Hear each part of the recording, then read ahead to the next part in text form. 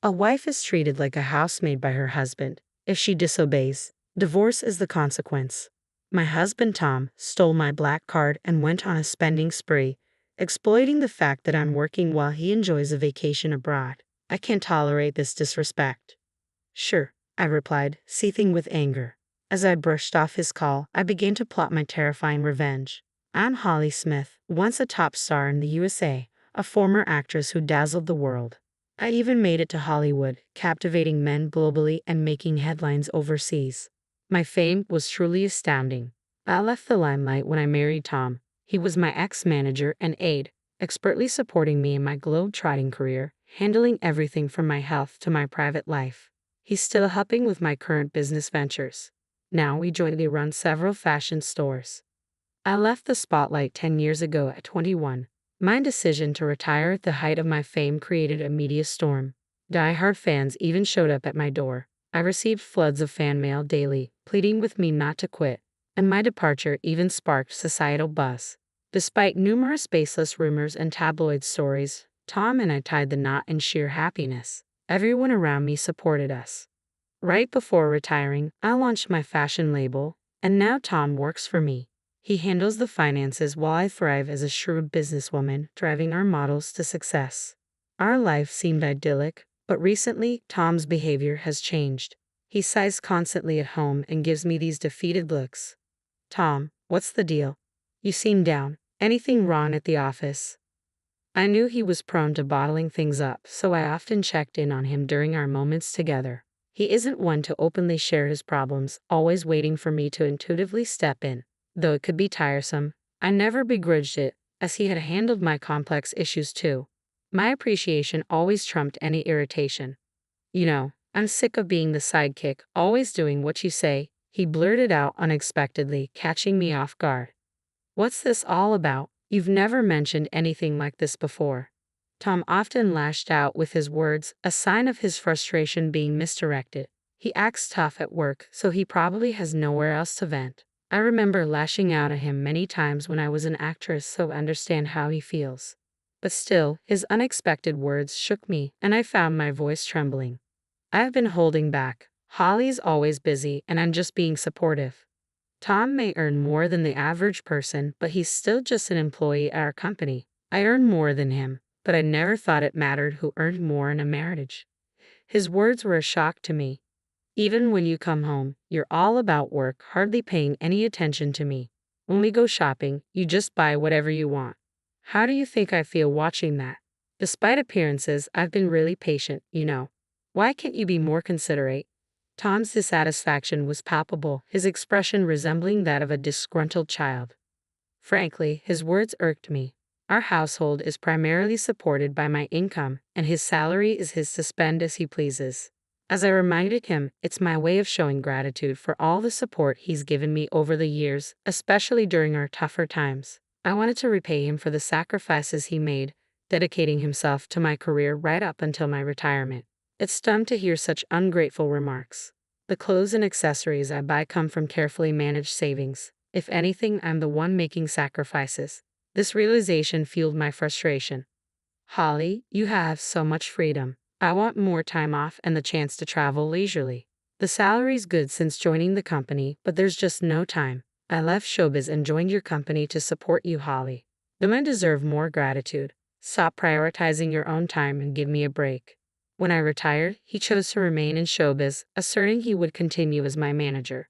However, once my business flourished, Tom's perspective shifted, and he expressed a desire to support me directly. If I join the company and stay by your side, Holly, you won't be lonely. I want to be there for you. Wanting to spend more time together, I welcomed his decision to join. I never pressured him into it, so why am I being treated this way? Isn't the life we have now enough? Isn't his approach overly self-centered? As I pondered this, Tom's suggestion felt like adding salt to the wound. That's it. My parents' 60th anniversary is coming up. Can I take some time off to celebrate? That's all I ask. I won't be selfish anymore, but I want 2 weeks off. I want to take them on a trip to Japan. They've never been, and I want to show them the delicious food and beautiful sights.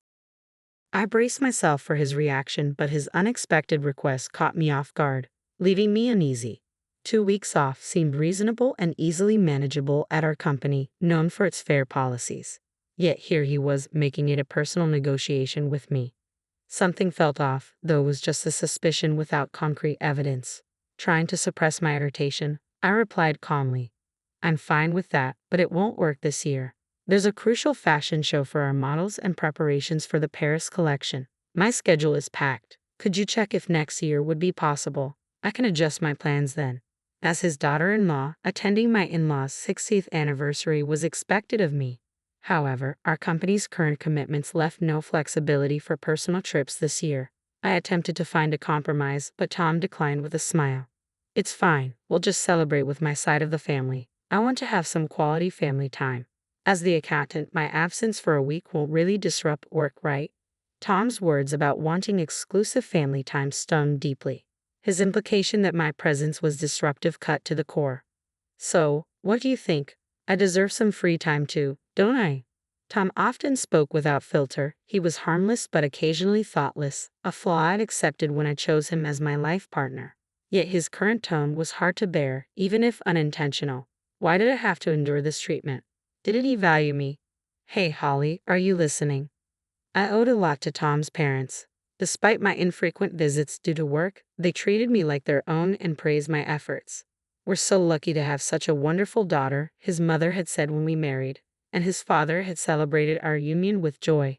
Now, on their 60th anniversary, while I understood Tom's desire to celebrate, agreeing cheerfully after his remarks was challenging. "It's no concern to me. Take a week or two. Do as you like." Unable to contain my anger, I let it show. It seemed to unsettle Tom deeply. He stood abruptly, visibly upset, and left the living room without a word. Since then, we had been living in separate bedrooms due to work commitments, and in the days leading up to this trip, we barely saw each other at all. "Is that really true? Isn't your husband being too harsh?" My secretary noticed my unusual demeanor the day Tom left for his trip and prodded me for details.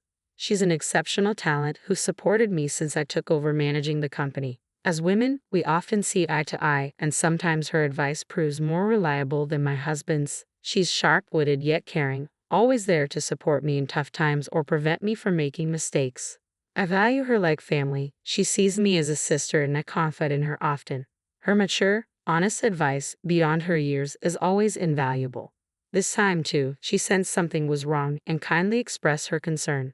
I hesitated initially, but I knew bottling up my feelings could impact my work. So, I recounted everything that had transpired up to that day. She furrowed her brow in frustration. "If I were you, I'd have given him a piece of my mind. You've been too lenient with your husband, boss. I know you love him, but you can't let him walk all over you." Her blunt advice, making me ponder who's the elder between us, struck a chord. In an environment where most people hesitate to speak frankly with me, she treats me as an equal. Her candor and support are something I deeply appreciate. Being in a senior position often invites deference and caution, so having someone who can confront me directly like her is truly invaluable. "You're right. What should I do?" "You can call him, right? Why not talk to him after work today? Don't worry about ruining his trip. If things keep going like this, it could lead to a serious problem in your marriage." She pressed the issue like an older sister, leaving me no choice but to agree. Following her advice, I planned to call him right after work. Given the time difference, about 15 hours between the US and Japan, when it's 5:00 p.m. here, it's around 8:00 a.m. there, likely when they finish breakfast. I had sent him an email beforehand to let him know I needed to talk, so he should have been expecting my call. When I dialed, I was certain he would answer, but there was no response. Perhaps he was still enjoying himself with everyone. I decided to try calling again later. Attempting every 30 minutes yielded no results. Concerned, I reached out to my mother-in-law to check on him. "Hello, Holly. You must be tired. I'm sorry we went on this trip without you.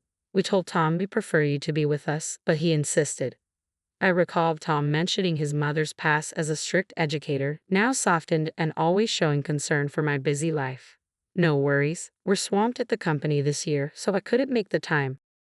I'll definitely make it up to you next year, okay? Don't fret about it. Just having this wonderful trip, courtesy of you, is more than enough for us." Her kind words hit me strangely, like a hidden meaning behind a smile. "Wait, a gift?" I asked, thrown off by the unfamiliar term. She seemed taken aback by my question and quickly clarified the situation. Oh, didn't you know? Tom told us this trip was fully paid for by you since you couldn't join. What? I couldn't contain my surprise, blurting it out over the phone. My mother-in-law realized I had no clue from my reaction and swiftly connected the dots. Isn't this the trip Holly arranged? Tom paid for everything with Holly's card, so I thought it was from you. The trip involved Tom's parents and his sister's family, totaling 5 people. The airfare alone cost at least $1,000 per person, with additional expenses easily exceeding $10,000. It was outrageous to spend such a large sum without consulting me, especially since I typically cover our living expenses. Tom doesn't engage in gambling or smoking, so his salary should be intact. He certainly earns enough to afford such expenses, yet he didn't. With his continued silence over my calls, my anger began to simmer. Sensing my distress, my mother-in-law spoke with concern. Holly, are you all right? We'll repay every cent. Tom insisted on covering everything, which struck us as odd. My husband and I decided we'll reimburse you later. We miss you and are planning to visit. Perhaps this trip wasn't the best idea, she said, attempting to console me. You're not to blame. It's your 60th celebration, so please use that money for your enjoyment. I'll make sure Tom repays it, but could you give me more details on how this trip was planned? I started to wonder what Tom was up to. It dawned on me that this trip must have been meticulously planned months in advance, and Tom had used me without my knowledge. It was then that my mother-in-law revealed a shocking truth. The trip had been proposed by Tom's sister and her husband, which surprised me greatly. It was always Tom's sister and her husband, who frequently criticized me, that had initiated the trip. Tom's brother-in-law, who held a high position at a rival company, looked down on me for being a female CEO. Tom, due to his pride, never stood up to his sister. The fact that Tom was so receptive to someone other than himself, it must have caught my sister-in-law's attention, despite her always leading Tom around. I couldn't bear the thought that she was offended by even a hint of kindness from Tom. With their strong sense of rivalry, my sister-in-law and her husband disliked me, and I did my best to avoid dealing with them as much as possible. The competitive couple, who always harbored animosity towards me, planned this trip, likely influencing Tom to create conflict and exclude me. They waited for the right moment to take Tom along as a cash cow. I'm deeply sorry. I had no idea. Tom told us you were busy and asked us not to contact you directly. If my unsuspecting in-laws and I were to communicate, it would expose their scheme and potentially strain our marriage. To prevent this, Tom had preemptively restrained his parents' actions. For my in-laws who didn't fully comprehend the extent of my busyness, Tom's instructions were final. They chose to abide by his wishes and promised to express their gratitude upon their return. Holly, did you give Tom a card or something? He was using a black card I've never seen before. What? My father-in-law must have been eavesdropping. His urgent tone mirrored the question that had been nagging at me. When he mentioned the black card, I immediately checked my safe. The black card in question was crucial for our company's operations, accessible only to Tom and me, who knew the safe's code. I never imagined Tom would stoop to such embezzlement, but the card that should have been there was gone. As head of finance, Tom had the ability to manipulate records effortlessly. He was misusing company funds. This realization fueled my anger, and I shared the discovery with my in-laws. They appeared shocked. My mother-in-law turned pale, visibly distressed. What should we do? Are we complicit in this embezzlement? We'll return with Tom immediately. We're as guilty as he is, even unknowingly. We'll accept our punishment once we're back, my father-in-law, a man of strong responsibility, said. I shook my head, rejecting his words outright. This whole situation was orchestrated by Tom's sister's family and Tom himself. My in-laws were innocent bystanders in this deception. I couldn't bear the thought of punishing them. No, you were manipulated by Tom. You're not to blame here. But I can't let Tom off the hook. We don't need punishment, but could you help me with something? What is it? I've turned a blind eye to Tom's behavior for too long. That's on me. He's taken advantage of me, thinking he can simply apologize and move on. This isn't just a personal issue anymore. It affects the company. We need to make him understand the consequences. All right, we'll do whatever we can to assist you. And so, we began plotting our revenge. I surprised myself with my cunning, but my feelings for Tom had turned to resentment and anger. Initially hesitant about the plan, my in-laws ultimately decided to stand by me. As responsible parents, they couldn't ignore Tom's actions either. They agreed to support me in this endeavor. Just as we were discussing our strategy, Tom unexpectedly called. I wrapped up the call with my in-laws and answered Tom's. What's going on? We're on a family-only trip. What's this urgent matter? Tom's sarcastic tone only added fuel to my irritation. You took your time calling. Were you having fun out there? Nah, just having a drink nearby with Mom and Dad. His response confirmed my suspicions. I had just spoken to his parents, and there was no bustling bar noise in the background. They had no reason to lie to me. He was likely out causing trouble with his sister's family. His dismissive words erased any remaining warmth I had felt towards him. Really? By the way, Tom, have you been handling the company's expenses recently? His demeanor instantly shifted at my unexpected question. Why do you ask? His usually light-hearted tone turned serious. Was this his true nature?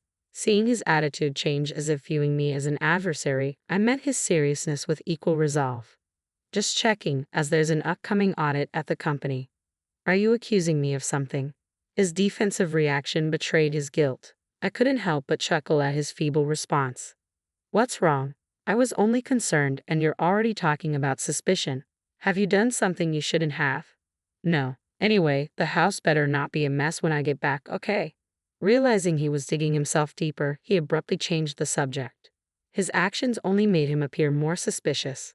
I almost marveled at his clumsiness. Who knows? I've been busy with work too. Cut me some slack. I hate coming home to a messy house with bugs. A wife is supposed to be her husband's maid. Disobey and it's divorce. Even our executive says that to his wife. Looks like I might have to follow suit, huh? You wouldn't want that, so keep the house clean. I had never seen him get along with the executive before. These words were clearly his own thoughts. Aware of his weaker position, he used the third person to express them. His pitiful attempt made me sigh. Sure, I'll keep that in mind. There was no point to continuing the conversation. Tom clearly looked down on me, even resorting to embezzling company funds. Embezzlement is a serious offense, and I could report him to the police. No exceptions, even for a spouse, but that alone wouldn't satisfy me. After ending the call with Tom, I immediately made a certain call of my own. The following day, amidst preparations for the fashion show, my phone rang incessantly. It was Tom, calling late at night while I was out for a reason, accompanied by my secretary. Fortunately, she was driving, so I took Tom's call on speakerphone. You're late. What have you been up to? His voice sounded rougher than I'd ever heard, surprising both my secretary and me. I was working. Did something happen yesterday? Don't play dumb. Tell me the truth. What did you do? Tom sounded panicked, and in the background, I could hear Japanese voices and the presence of my sister-in-law and her husband. It sounds noisy there. Is everything all right? Yeah, it's just... Tom's bluster faded into stammering. He realized any admission would worsen his situation. His strange behavior prompted me to deliver the next blow. Too bad, Tom. You were supposed to be having a great time in Japan, but it seems your dream has turned into a nightmare overnight. Huh? What are you talking about? But it's the consequence of misusing company funds. You did something, didn't you? As he reacted strangely, I revealed my actions from the day before. I had contacted the president of the credit card company we were contracted with. Despite the late hour, he agreed to assist me due to our long-standing relationship. He promptly suspended the company's credit card. When a credit card is suspended, any transactions attempted afterwards won't go through, leaving the establishment unpaid. Although Tom had arranged to settle the entire bill upon checkout, the blocked card left him stranded and now facing questioning by hotel staff. Tom, Mom, and Dad have already checked out. The taxi I arranged for them has left with them, so there's no one coming to pick you up. My sister-in-law, backed into a corner, bombarded Tom with questions about what to do next. Hearing this, Tom panicked further and directed his anger towards me. How could you do this? Do you realize what you've done? Are you ready for a divorce? Go ahead. I'd rather not be married to someone who embezzles company funds. I've already spoken to a lawyer and we're proceeding with divorce proceedings. What? Tom was visibly shaken by my calm demeanor. I've overlooked so much of what you've done, Tom. There was a time when I appreciated your support for my work, but I've reached my limit. My patience has run out. That can't be. Realizing he was facing a serious crisis, Tom finally understood the gravity of my anger and let out a pitiful cry. The receptionists at the hotel were persistently demanding payment from Tom and his group, who were now cornered in despair. None of them spoke Japanese, relying on a guide for communication. Hearing their predicament, I suggested they pass the phone to me. No one there speaks Japanese, right? Let me talk to them on your behalf. You're going to help? Of course. Tom must have thought I had a change of heart, realizing his mistake. Without hesitation, he handed his phone over. I explained the situation to the receptionists in Japanese, and they quickly understood and became cooperative. To reassure them, I gave them my contact information, which my secretary noted down. After a friendly conversation, they happily agreed to my proposal and returned the phone to Tom. What happened? Did you sort it out? Yes, I've handled it. Now it's in their hands. Really? You're a lifesaver, Holly. I love you. With that, he hurried away, seemingly called over by the receptionists. Are you sure about this? It might not end well. Exactly. They need to face the consequences. An hour later, as anticipated, my phone rang incessantly with calls from Tom. When I answered, his voice trembled with despair. Holly, what's happening? Where is this place? With tears in his eyes, he showed me via video call a rundown area in Osaka, Japan, a slum. Tom and his sister's family looked destitute, stripped of their possessions and in a desperate situation, detained by locals and being taken to what is known as one of the most dangerous parts of Japan. It was truly unexpected. When I spoke to the receptionist, he had said, I'm a big fan of yours. I'll arrange for a severe punishment. Leave it to me. But I'd never imagined it would lead to this. I burst into laughter at the unexpected turn of events. You're lucky to be alive in Japan's most dangerous place. It's quite a miracle, isn't it? What? Holly, wait, what's going on? Explain yourself and come help us right now. Since it was a video call, they could probably hear everything clearly. Behind them, a group of homeless people had surrounded Tom and his family, causing a commotion. You guys brought trouble upon yourselves because of Holly. You're facing the consequences now, chimed in my in-laws, surprising everyone on the call. Mom? Dad? What are you doing? A friend of Holly flew us back in a private jet. We've returned to the US and Holly picked us up. We realized you were trying to set Holly up. We've left it to her to deal with you. As they spoke, the onlookers behind them began to confront Tom's sister and her husband. The inhabitants of the slum were notorious for their tough and unforgiving nature. If anyone wore anything valuable, even women were not spared. They were raising their voices during a video call in such a dangerous neighborhood. It's no surprise they became perfect targets. I addressed the crowd in Japanese, ensuring they understood that these men had misused my card and treated me poorly. I urged them to take appropriate action. The locals, eager to assist, enthusiastically agreed to make their lives difficult. Suddenly, the call ended, possibly because someone had snatched the phone. Afterward, Tom and his group remained stranded in the dangerous Skid Row, subjected to daily terror and exploitation by the locals. With no funds to return to the US, they were essentially trapped abroad. I verified the subsequent events through the hotel reception, learning that an acquaintance of the receptionist, a figure in the Skid Row, agreed to look after Tom and his group in exchange for my promise to treat him to fine liquor next time, ensuring their safety from life-threatening situations. In return, I agreed to perform live at the hotel for the first time in years. Your live performance video from your active days is a treasure to me. As thanks, please come stay at our hotel and sing for us. I'll ensure you receive VIP treatment, the acquaintance assured me. With the assistance of these individuals, I successfully enacted my revenge on Tom and his group. I also finalized my divorce from Tom, feeling liberated, and found solace in spending time with my supportive in-laws. Tom's sister and her husband faced consequences for their actions, losing their jobs due to prolonged absences.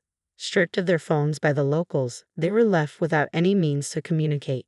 My in-laws handled the situation discreetly, avoiding police involvement, and it seemed their plight garnered little sympathy from others. This severed all ties with Tom completely. Since then, I've focused wholeheartedly on my work and embraced a joyful life. Periodically, I check in with the receptionist to inquire about Tom and his group. While they continue to endure harsh conditions, I feel no remorse for them. I had asked for their lives to be spared, and now I am relishing life to its fullest.